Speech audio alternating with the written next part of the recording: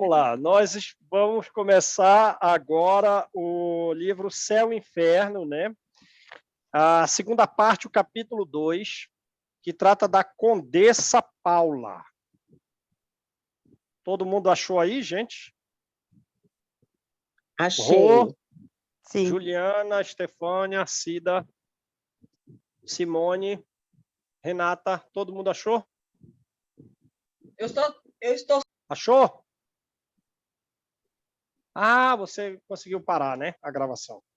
Consegui, pode continuar. Então vamos lá. Céu e Inferno, a Condessa Paula, né? Na segunda parte, capítulo 2. Condessa Paula, bela, jovem, rica. Ixi, prova complicada, certo? Prova complicada. Mas se ela está entre os espíritos felizes, que é o que nós estamos estudando, ela superou essa difícil prova, né? Bela, jovem, rica e de família ilustre. A Condessa Paula era também perfeito modelo de qualidades intelectuais, de qualidades morais. Faleceu em 1851 com 36 anos. Faleceu jovem, né? E a gente lembra da mensagem de Samson. Deixa aí, cumpriu a prova. Estará melhor entre os espíritos do que entre os homens. Não é isso que Samson fala? É exatamente isso, capítulo 5 do Evangelho. 36 anos, és muito jovem, tinha tanta coisa pela frente. Vai ter no mundo espiritual, que é muito melhor. Seu necrológio, quer dizer, o seu né, o elogio fúnebre que fizeram para elas lá no velório, é daqueles que podem resumir-se nestas palavras repetidas em todas as bocas.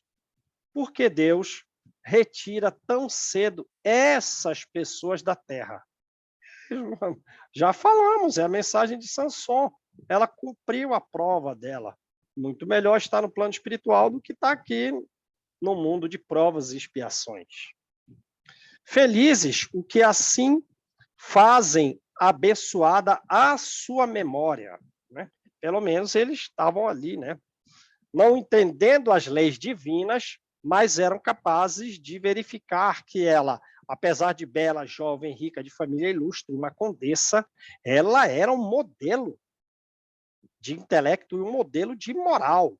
Reconheceram ela como sendo uma excelente pessoa. Ela era boa, ela era meiga, ela era indulgente, tolerante, benévola, sempre pronta a desculpar ou a atenuar o mal em vez de aumentá-lo. Jamais a maledicência lhe maculara os lábios, né? E dentre as pessoas ricas, eu não.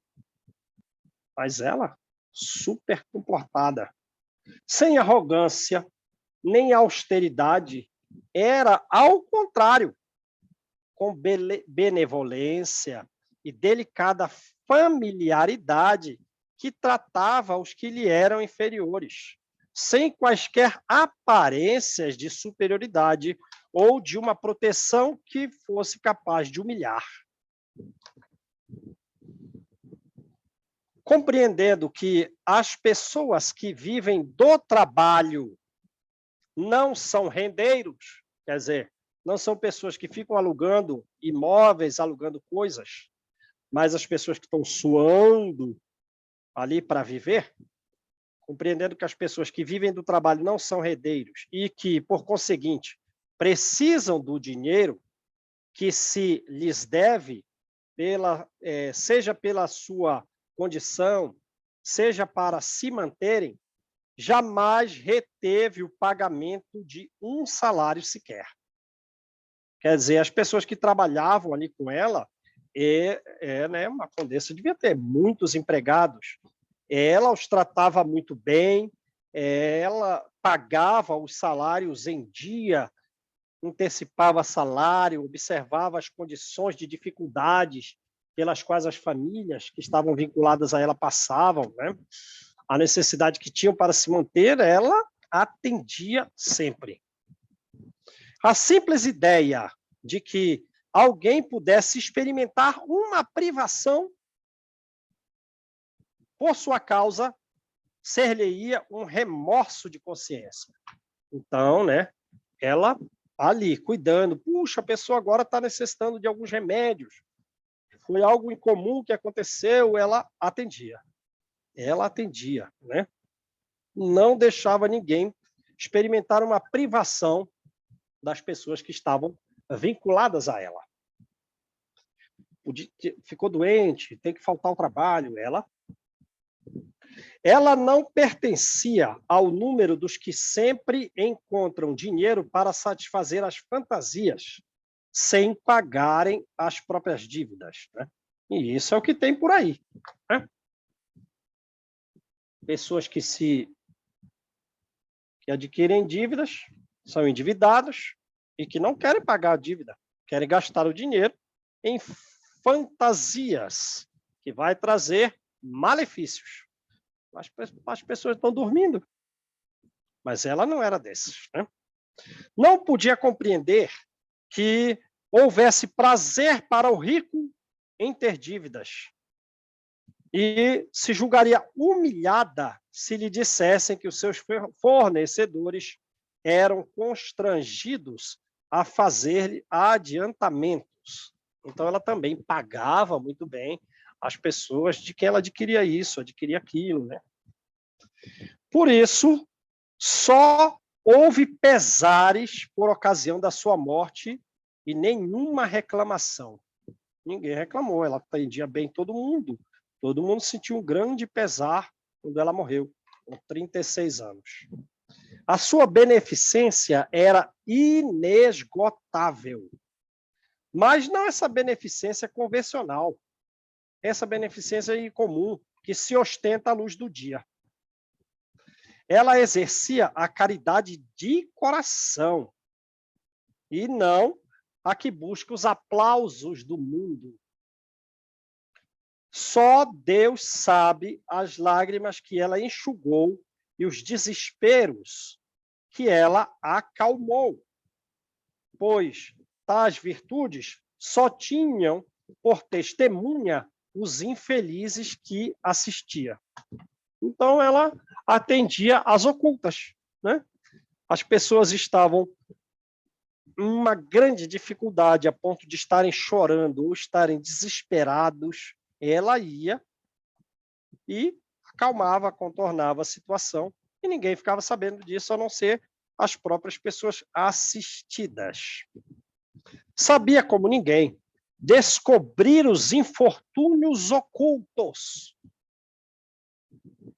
Quer dizer, às vezes a pessoa não precisava nem falar da sua dificuldade, ela ali no diálogo já entendeu que estava de dor por trás, né? Que são esses infortúnios ocultos? Os mais dolorosos, socorrendo-os com aquela delicadeza. Então, também não precisava, apesar de descobrir os infortúnios ocultos, atendia os infortúnios ocultos sem falar dos infortúnios ocultos. Com a delicadeza que eleva o moral em vez de rebaixar. Então, nem falava, atendia com delicadeza e nem falava, né?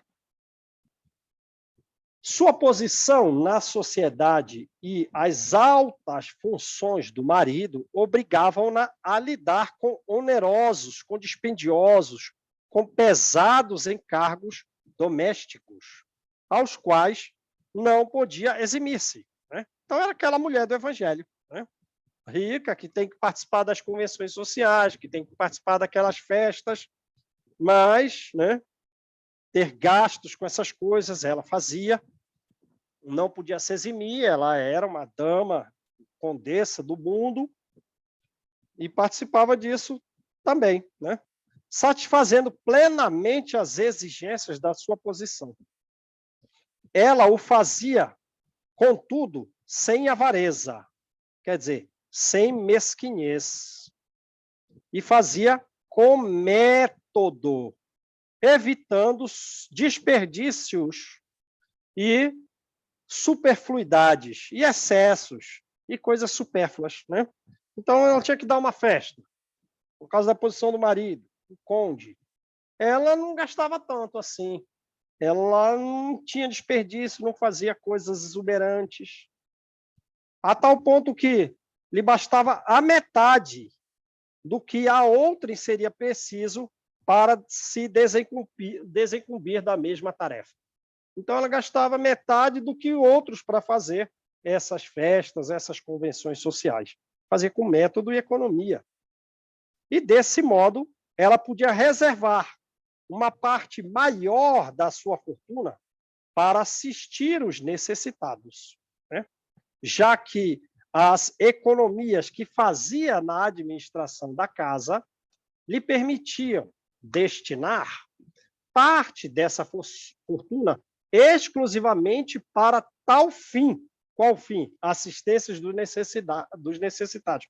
Que isso, a assistência dos necessitados, ela considerava sagrado. Sagrado para ela. Então, muito dinheiro para assistência aos necessitados. Muito dinheiro sem ostentar, atendendo infortúnios ocultos com muita delicadeza, né? Só os assistidos sabiam que ela fazia isso e gastou muito dinheiro nisso.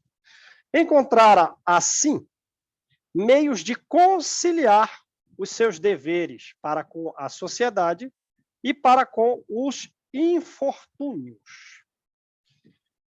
Nota de rodapé 73, de Allan Kardec. Pode-se dizer aí, pode-se dizer que essa senhora era o retrato vivo da mulher caridosa referida em O Evangelho segundo o Espiritismo, capítulo 13, item 4, os infortúnios ocultos. Lembram, né? Quem é essa mulher, né? Que vai na casa, vai nas mansardas, atende a pessoa, o carro dela é um armazém para as pessoas, lembram? E aí ela fazia trabalhos, botava as crianças para vender os trabalhos que ela fazia, a filha queria aprender a fazer a caridade, e a filha, então, o que faz? Então vai trabalhar nessa costura aqui, porque se eu der o dinheiro para você dar, quem está dando sou eu.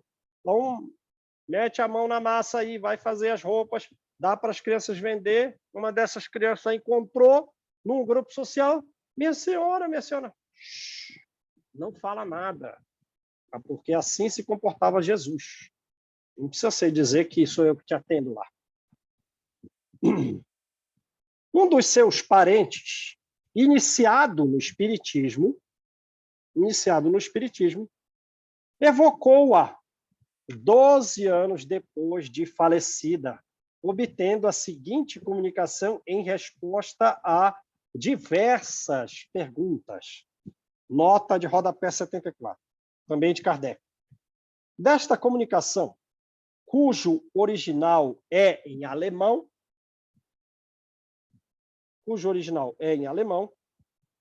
extraímos os tópicos que interessam ao assunto de que nos ocupamos, suprimindo os detalhes de natureza exclusivamente familiar, né? Então, lá na Alemanha, um parente, né, iniciado no Espiritismo, puxa, eu ouvi falar, quem é? Uma tia minha, né? Vou evocar minha tia aqui para dar alguma comunicação. Todo mundo diz que ela é de excelentes qualidades intelectuais, de excelentes qualidades morais. Falaram isso, falaram aquilo dela, todo mundo falou dela, falavam bem dela. Vou evocar essa minha parenta. Então vamos, pode evocar. Tendes razão, meu amigo. Agora é ela falando, né? Em pensar que sou feliz. Ela deve ser feliz lá no plano espiritual, o evocador parente. Sim, eu sou. Tens toda a razão, eu sou feliz. Realmente sou feliz. Muito mais do que a linguagem pode exprimir. Embora ainda esteja longe de atingir o último grau. Quer dizer, eu sou tão feliz que para você é impossível eu te retratar o quanto eu sou feliz. Mas eu estou muito longe ainda do grau de felicidade, né, ao qual nós atingiremos no último estágio de espíritos puros.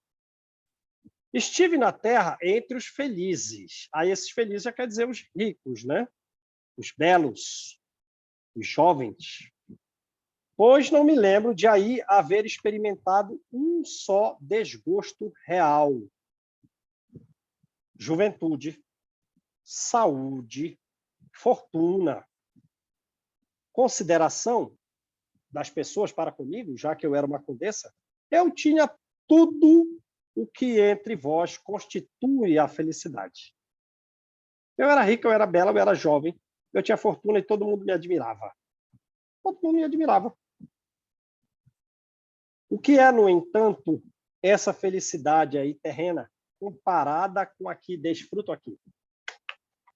Não é nada. Vocês estão numa ilusão aí. O que são essas festas esplêndidas em que na Terra se exibem as mais belas joias, comparadas a estas assembleias de espíritos resplandecentes de brilho como o sol, que as vossas vistas não suportariam o brilho. O brilho que é um atributo da sua pureza. Que são esses vossos palácios? Que são esses vossos salões dourados, comparados a estas moradas aéreas, vastas regiões do espaço, matizadas, diversificadas de cores, que ofuscariam o próprio arco-íris?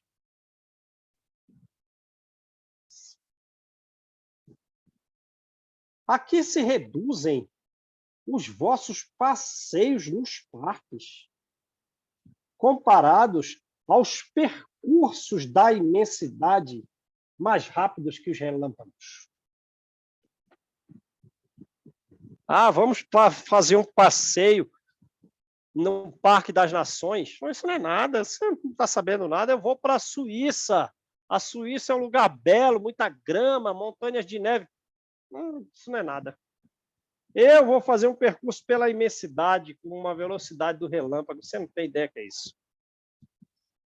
E que dizer desses horizontes nebulosos e limitados comparados ao espetáculo de mundos a se moverem no universo infinito ao influxo do Altíssimo?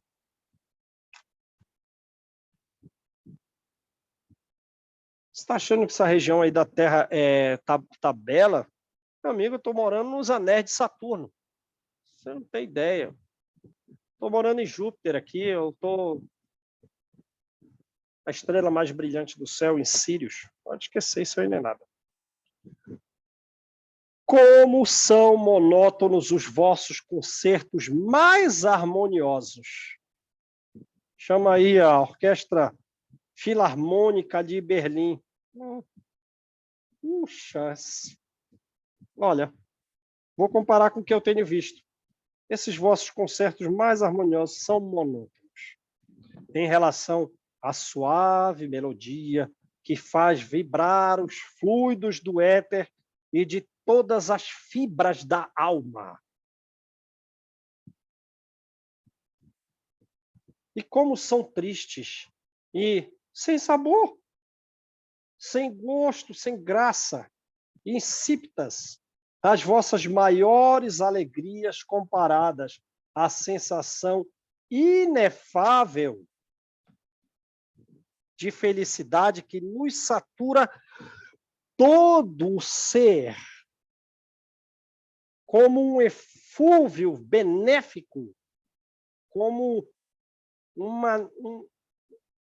uma névoa, como um perfume que invade todo o perispírito, fluidos que invadem todo o perispírito e elevam a alma, sem mancha de inquietação, sem qualquer apreensão, sem qualquer sofrimento. Aqui, onde eu estou, tudo, sem exceção de nada, tudo transpira amor, tudo transpira confiança. Todo mundo é sincero. Por toda parte, corações amantes. Por toda parte, corações amigos. Em parte alguma, aqui não tem invejosos. Aqui não tem ciumentos. É este o mundo em que me encontro, meu amigo, e ao qual chegareis, infalivelmente, caso se seguirdes o reto caminho da vida. Você poderá vir para cá se seguires o reto caminho da vida. Entretanto, a felicidade uniforme logo iria cansar, logo te fatigaria. Você ia assim, puxa, é tudo muito belo e tal, vamos ficar admirando. E quanto tempo você vai ficar nisso? Você ia se cansar disso. Não acrediteis, pois, que a nossa seja, né, isenta de peripécias, de mudanças, de situações, né? A nossa felicidade não é assim monótona, não. Tem mudanças, tem situações. Se alteram as coisas. Nem concerto perene, nem festa interminável, nem beatífica contemplação de toda a eternidade. Mas o movimento, a vida, a atividade. A gente trabalha aqui. E a gente vai em lugares inferiores. Para que lá também seja brilhante. As ocupações, embora livres de fadiga, apresentam incessante variedade de aspectos. As ocupações, os trabalhos, são muitos os trabalhos. Aspectos variados, né? Incessante variedade de aspectos, apesar de não ter o cansaço. E emoções pelo 1001 incidente que se lhes associam. Então, a gente fica triste porque a pessoa não nos ouviu os conselhos, porque chegou num estado deplorável, mas a gente tem recursos magnéticos, vai atender. Então, a gente varia as emoções, mas sabe que esses inferiores vão progredir. Então, a gente trabalha aqui, mas, apesar de algum grau de tristeza, não é algo desequilibrante, porque a gente sabe que o futuro é promissor. E outros momentos, concertos magníficos, sucessos. Cada qual tem a sua missão a cumprir, protegidos a velar, amigos terrenos a visitar. Eu estou no outro mundo, mas outros também estão aqui, e nós todos temos protegidos a velar, amigos a visitar terrenos, mecanismos da natureza a dirigir. Tem que dar lá nas regiões abismais. Mandar uma tempestadezinha para ver se aquele pessoal diminui a revolta. Isso tudo é a natureza que eles estão dirigindo. Almas sofredoras a consolar. É um vai e vem contínuo. Mas não de uma rua para outra. É um vai e vem de gente trabalhando aqui, mas não numa rua ali. Não vai lá na Avenida Paulista, né? Na Nossa Senhora de Copacabana, no Rio de Janeiro, não é assim, não. É um vai e vem contínuo, mas é de um mundo a outro. De um mundo a outro. Reunimos-nos, separamos-nos, para novamente nos juntarmos. Encontramos aqui, encontramos-nos ali, conversamos sobre o que fizemos, felicitamo-nos pelos êxitos obtidos, ajustamo-nos, quer dizer, olha, então o seu trabalho está na direção certa, mas faz um ajuste. Sim, porque eles ainda estão em crescimento, então eles não têm a sabedoria plena. Né? Lembra que Aniceto diz para André Luiz? O André Luiz, ele tá trabalhando naquelas câmaras de regeneração e atendendo os familiares, né? Mas ele perdeu o gosto assim pela terra, porque ele veio atender a sua esposa e a sua esposa estava super afinada com o segundo marido. Então ele trabalhava ali, mas sem uma alegria interna. Aí a Narcisa falou para ele: olha, vai estudar o evangelho e vai atender a humanidade, né? Você está aí, digamos, cumprindo a sua tarefa, mas dentro você está meio vazio. Então faz assim, ó, vai lá para o... Você já trabalhou muito aqui nas câmaras de retificação, já está há anos trabalhando aqui. Eu vou sugerir que você vá para o Ministério da Comunicação, ver se você se torna um mensageiro. Mensageiro do quê? Mensageiro do Evangelho. Você foi médico, mas você não conhece o Evangelho, vai estudar o Evangelho. Tá, aí qual é o Tobias? Tobias leva ele lá para Aniceto. Aniceto diz para ele assim: olha, aqui é o seguinte, eu posso te admitir no meu grupo de trabalho. São 50 pessoas que trabalham comigo, tem 3 vagas. Lembram disso? Aí o Aniceto diz assim, ele fala lá 4 coisas, eu só estou lembrando de uma. Ele diz assim, ó, não, estou lembrando de 2. Se tiver êxito na tarefa, a tarefa não tem natureza pessoal. Quer dizer, então vai dizer assim, você não vai se orgulhar de nada do que você fizer. E se alguma coisa der errado, nós todos respondemos pelo erro. De mim ao último dos 50 aqui com vocês.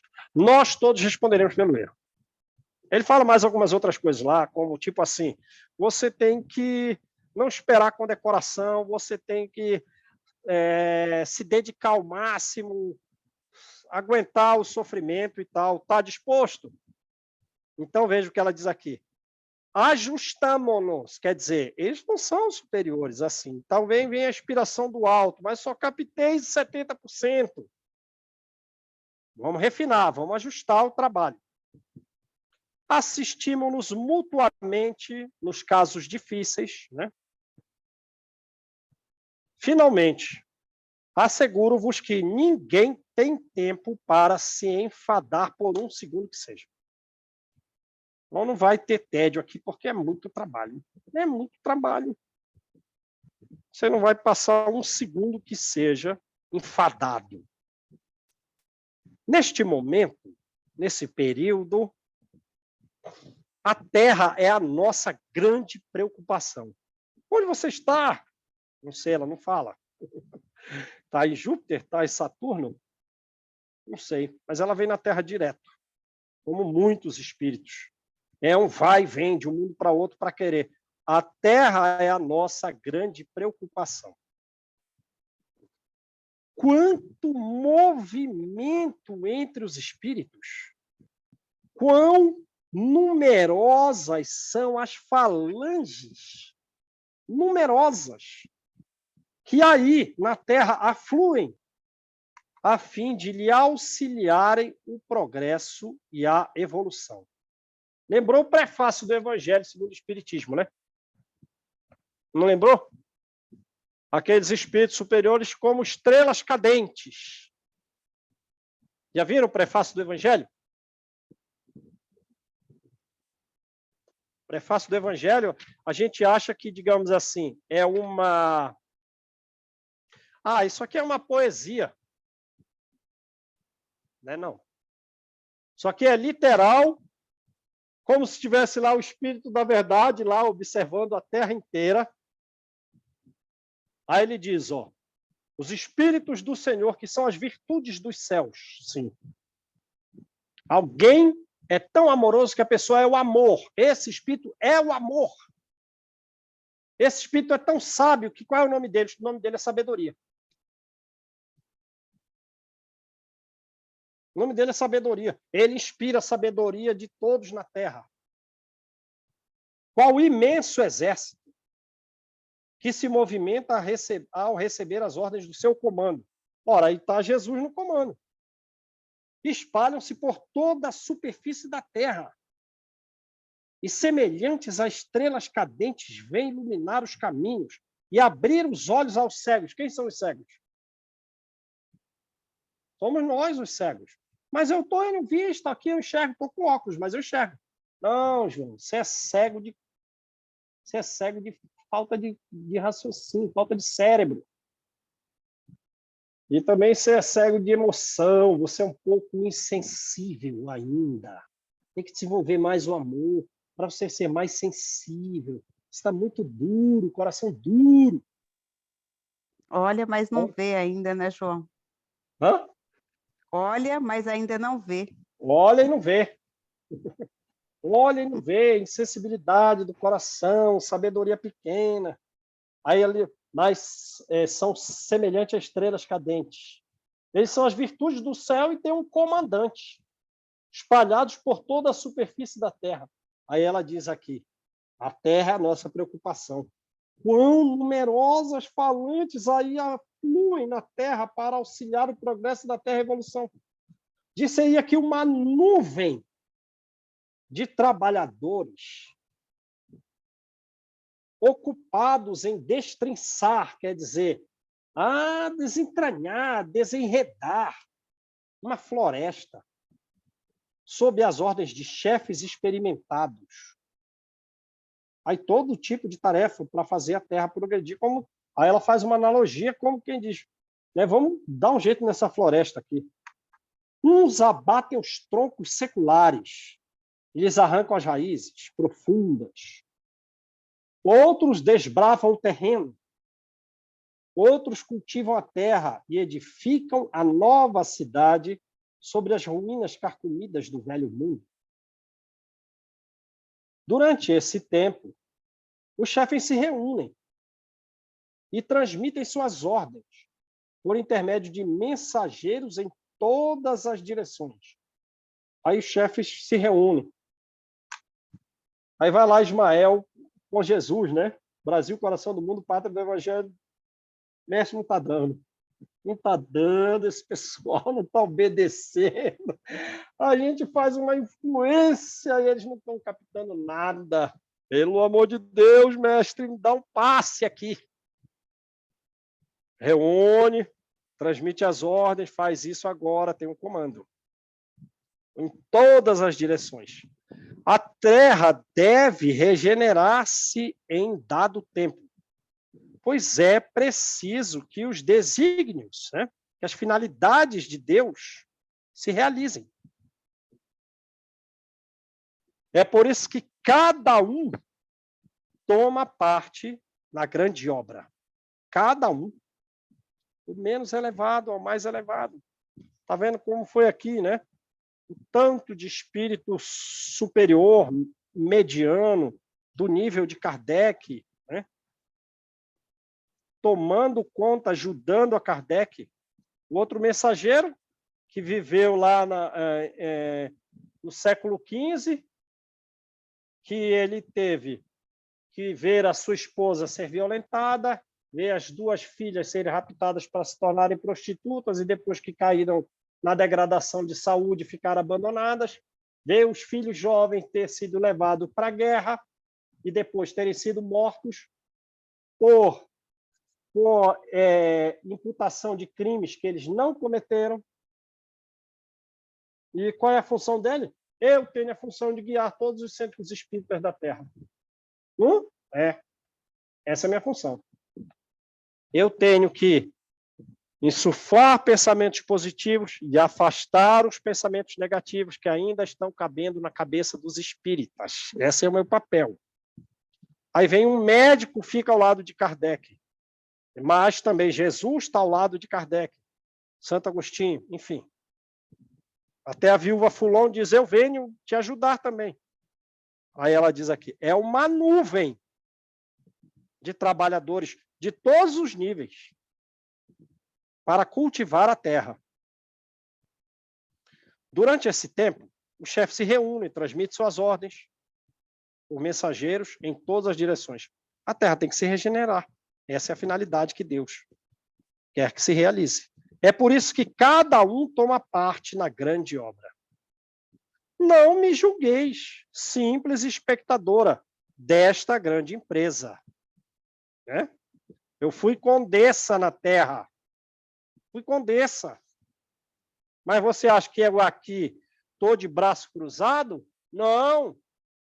Eu vou nas regiões inferiores e faço aquele trabalho de druso. Chegou um espírito completamente deformado. Tem que orar, dar um passe nele, deixar que ele fale, verificar quais são os planos futuros para que ele melhore dessa condição. Estou botando a mão na massa. Não importa se eu fui condessa. Não me julguei simples espectadora dessa grandeza. Eu teria vergonha de permanecer inativa quando tanta gente nela na Terra trabalha. Importante missão me foi confiada. E não é fácil. E eu me esforço por cumpri-la da melhor forma possível. Né? Então, não é uma coisa que eu consiga resolver rápido. Eu estou numa missão aqui durante todo esse período que eu estou desencarnada. E eu tenho que me esforçar para cumpri-la da melhor forma possível. Não foi sem luta que alcancei a posição que ora ocupo na vida espiritual. Né? Então, lá na hora da posição como condessa, foi fácil para você? Não, não foi fácil. E em vidas anteriores? Também não foi.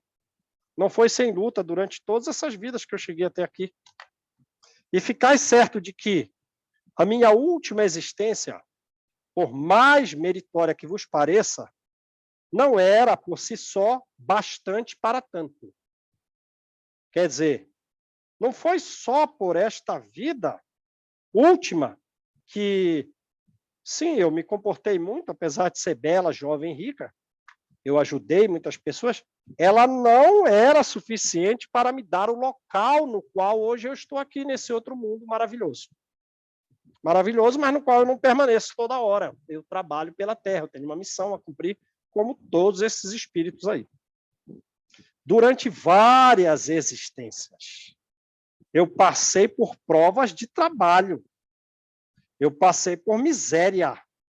Você está achando que eu fui condessa, mas em em vidas anteriores, eu tive que, em vidas anteriores, a 1800, portanto, eu fui alguém lá, como viveu como Bernardin falou lá no século XV. Muito trabalho, muita miséria, que voluntariamente eu havia escolhido para fortalecer e depurar a minha alma. Né? Várias existências assim. Quer dizer, em anteriores, então, errou. E agora, como que eu quero vir? Eu, voluntariamente, escolho uma prova de muito trabalho. Eu escolho uma prova de dificuldades, de miséria, de doenças, né? Para que eu me fortaleça, para que eu depure a minha alma em diversas existências de muita prova, de muita miséria. Tive a felicidade de sair vitoriosa dessas provas, dessas vidas anteriores, mas restava uma. Restava uma prova, restava uma, e de todas era a mais perigosa. Restava uma para que eu pudesse vir para esse mundo aqui, no qual eu estou agora, restava uma, e essa era muito perigosa. Qual? A da fortuna, a do bem-estar material, um bem-estar sem sombras de desgosto. Nisso consistia o perigo. Né? Porque imagina, uma pessoa bela, riquíssima, a ponto de não ter qualquer desgosto, uma fortuna imensa. Essa era a prova. Esse era o perigo. Antes de o tentar, então, antes de tentar essa última e mais perigosa prova, eu quis sentir-me bastante forte para não sucumbir. Então, ela disse assim, eu vou levar várias vidas na miséria. Olha, Senhor, eu sei que eu tenho que passar por essa prova da riqueza, mas ainda não é a hora, eu não estou me achando pronta, não está, meu espírito vai falir se eu cair. Então, qual você quer? Prova do trabalho e da miséria. Aí vai, viveu lá 50, 60, 70 anos nessa prova do trabalho e da miséria. E agora, vai para a última prova, dá não, meu espírito não está preparado, eu quero novamente a prova de trabalho, a prova de dificuldade, a prova de miséria. E, de novo, trabalho e miséria. De novo, trabalho e miséria. Agora sim. Agora eu acho que eu vou conseguir vencer a prova da riqueza e da beleza. Antes de o tentar, eu quis sentir-me bastante forte para não sucumbir. Deus levou em conta as minhas boas intenções e concedeu-me a graça do seu auxílio. Muitos outros espíritos, seduzidos pelas aparências, apressaram-se por escolher essa prova, a prova da riqueza.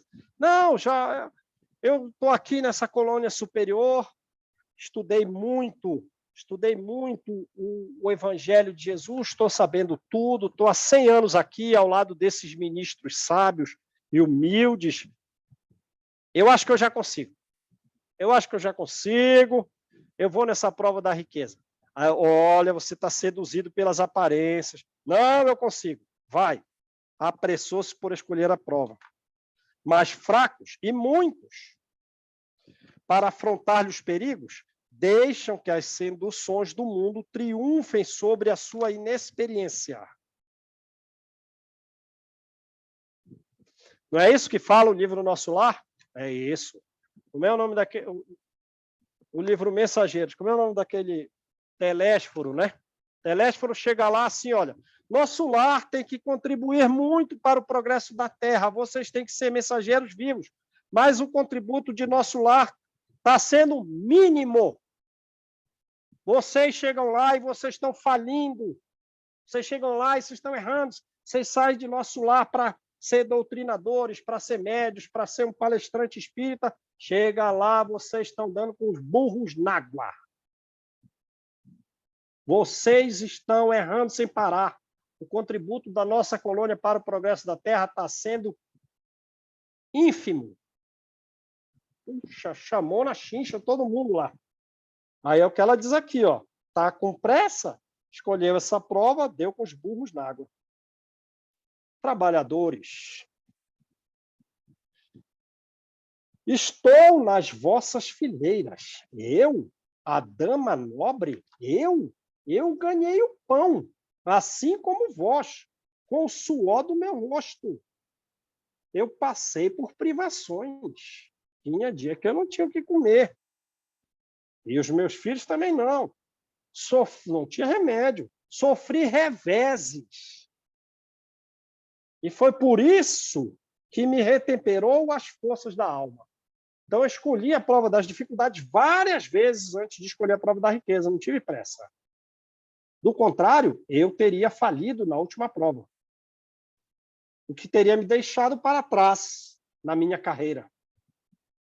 Como eu, também tereis a vossa prova da riqueza. Mas não vos apresseis em pedi-la cedo demais. Vixe! Não vai chegar nessa hora lá, a gente está lá na colônia Nosso Lar, aí está lá, e aí, Juliana, Renata, Cida, e aí? Você já vai escolher a prova da riqueza? Não, não estou pronto ainda. Tá, você vai na próxima. Não, acho que nem na próxima, na quarta vez eu vou. Foi o que ela fez aqui. Né? E vós, que sois ricos, tende sempre em mente que a verdadeira fortuna, a fortuna imperecível, ela não existe na Terra. Procurai antes saber o preço pelo qual podeis alcançar os benefícios do Todo-Poderoso. Porque esses benefícios de Deus, esses é que são incorruptíveis. Né? Qual é o preço? Qual é o preço? Paula, na terra condessa de reticências. Mas era na Alemanha, né? Então vamos lá, o próximo. A gente vai ler só uns 5 minutos aí, né? Jean Renaud, Sociedade Espírita de Paris, Comunicação Espontânea. Então, ninguém evocou esse Jean Renaud. Foi uma comunicação espontânea. Da Condessa, alguém, um parente, a evocou. 12 anos depois que ela faleceu. Aqui, não. Veio uma comunicação. Meus amigos, como é magnífica esta nova vida. Semelhante à luminosa torrente, a abundância de uma cascata de água, uma cascata de luz, arrasta no seu curso imenso as almas sequiosas do infinito. Então, é um fluido divino superior que arrasta as almas para cima. Após a ruptura dos laços carnais, meus olhos abarcaram os novos horizontes que me cercam e pude fruir das esplêndidas maravilhas do infinito. Passei das sombras da matéria à aurora deslumbrante que anuncia a Deus. Estou salvo. Não pelo mérito de minhas obras, mas pelo conhecimento do princípio eterno. Assim, como assim? Ele quer falar alguma coisa de conhecimento da espiritualidade, né? Nesse sentido aí. Eu estou salvo, mas isso que me salvou não foram as minhas obras. Talvez eu não tenha feito muito, mas pelo conhecimento que eu carregava das questões espirituais, que me fez evitar as manchas, as máculas, as nódoas impressas pela ignorância na própria humanidade. Lembram? Lembram disso? Lembram daquela mulher vampiro? Ela chegou querendo ser atendida na colônia nosso lá, não, você não pode entrar. Disse o chefe da segurança. A Narcisa, não, põe para dentro. Não posso, está contra o regulamento. Você não está vendo esses 39 pontos negros que ela tem? Sim, eu estou vendo, mas eu vejo mais profundo. Foi crianças que ela assassinou como médica praticando aborto em jovens. Lembram disso? E como está o perispírito dela? Cheio de máculas, cheio de manchas negras. E dentro dessas manchas negras no perispírito tem uma história. Mas ele disse, eu não adquiri manchas, porque eu conhecia a respeito das questões espirituais. Minha morte foi abençoada. Meus biógrafos a julgaram prematura. Então, ele era até alguma pessoa de alguma relevância, né? Que se destacou, talvez, por esses conhecimentos espirituais. E os biógrafos dele acharam que ele morreu antes da hora. Ah, cegos! Lamentarão alguns escritos nascidos da poeira, nascidos da cegueira, da nuvem escura, sem conhecimento, e não compreenderão o quanto é útil para a santa causa do espiritismo o pouco ruído que se faz em torno do meu túmulo recém-fechado. Aí a gente pensa assim, quem é esse cara? Ele foi alguém, assim como um precursor do espiritismo, que ele veio numa época em que ele falava a respeito do espiritismo ou das questões espirituais antes de Allan Kardec, mas ele não podia falar muito, porque se ele falasse muito, ia, né, prejudicar o advento e o progresso do espiritismo no mundo. Então ele morreu antes. Quem é esse cara? Quem é esse cara? Né? Ele vinha com conhecimento espiritual, mas não pôde falar tanto. Então ele é uma espécie de precursor do espiritismo, mas não podia falar muito, senão ia atrapalhar. Minha obra estava terminada. meus antecessores abriram caminho. E já vieram alguns antes dele. Sim, até Sócrates falava das questões espirituais, né? 5 séculos, 4 séculos antes de Jesus. Aí, quem mais que foram precursores do espiritismo? Swedenborg, né? Teve uns outros homens aí que falavam a respeito das verdades espíritas antes de Allan Kardec. Eu havia alcançado este ponto culminante em que o homem deu o que tinha de melhor e onde não faz mais que recomeçar.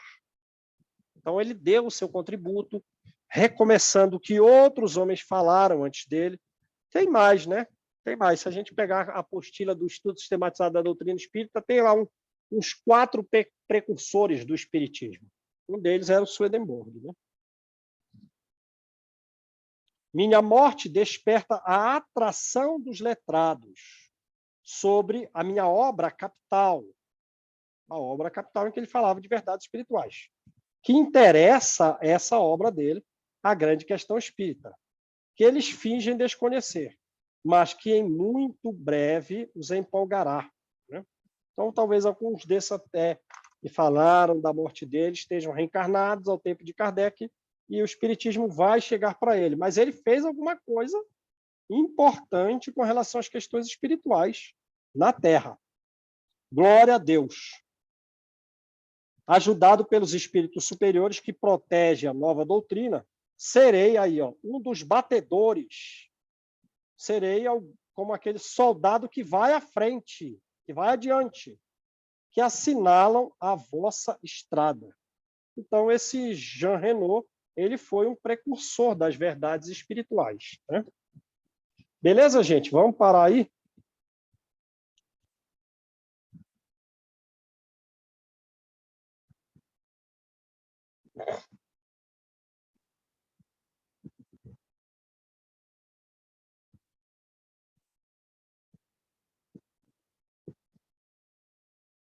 Quem faz a oração para a gente, então, gente?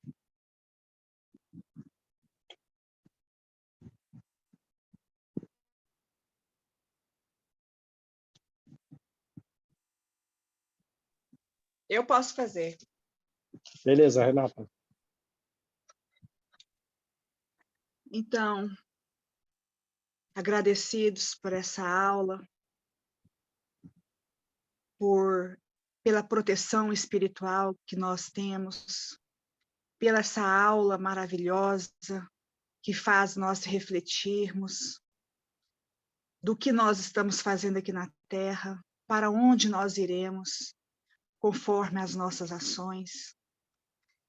E assim, nós só temos a agradecer e pedir ajuda para a espiritualidade, para Deus, porque Deus sabe, nosso Pai sabe das nossas dificuldades ainda, das nossas imperfeições. E nós pedimos auxílio para que nós colocamos em prática esses ensinamentos de bondade, de indulgência, de amor, de caridade, de benevolência. Tantos itens citados por essa senhora que veio colocar em prática os ensinamentos de Jesus, da moral cristã. E assim nós pedimos essa força para que nós conseguimos também não perder tempo de estarmos aqui e ser gratos e agradecer pela nossa reencarnação, pelas pessoas que compartilham a vida com nós, praticando essa tão sonhada evolução moral e espiritual juntos. E nós pedimos força para que juntos, segurando nas mãos um dos outros, dos nossos familiares, de Deus, de Jesus, desses amigos espirituais, pedimos força para que nós, quando voltarmos à nossa casa, o nosso lar, que é o plano espiritual, nós voltaremos melhores do que aqui encontramos, que aqui estamos, melhores do que saímos de lá, do plano espiritual. E assim nós pedimos a bênção para os nossos lares, para cada um de nós, que nós recebemos este bálsamo espiritual neste momento, que nós pedimos a proteção espiritual para todos nós, que nós conseguimos pôr em prática tantos ensinamentos de amor e luz que nós recebemos hoje. Que Deus nos abençoe hoje, agora e sempre, que assim seja. Tchau, gente. Obrigado. Um abraço para vocês. Fiquem com Deus. Obrigada. Valeu, gente. Tchau. Tchau.